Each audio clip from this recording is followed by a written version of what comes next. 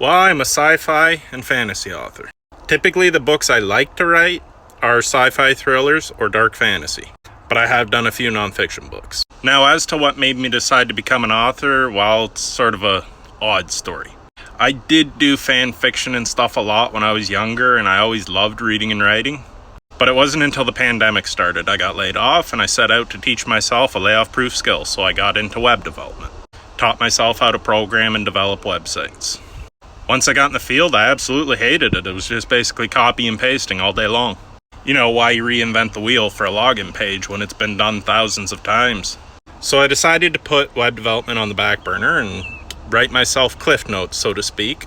So I published books in my own words, basically a step-by-step guide on HTML, CSS, JavaScript, and web development.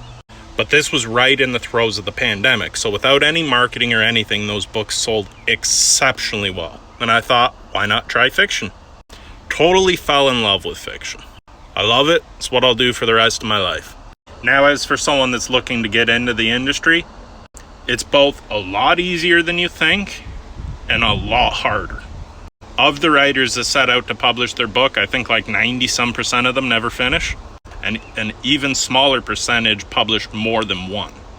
A lot of that comes down to world building, perfectionism, all that stuff, where it's just people get in their own head and conflate their own writing with the greats. You know, comparing yourself to Stephen King and that kind of shit. One thing you need to really get over if you're going to start is that your book doesn't fucking matter. As much as it might be your baby, it's just a product. Get it out there. It's probably not going to sell. Your first 5 or 6 books won't.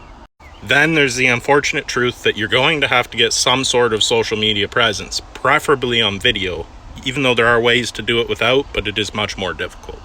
You're going to have to look up hashtags, keywords, SEO, develop a brand for yourself, a certain kind of content that you become known for. With me, it's politics, dad jokes, and yeah.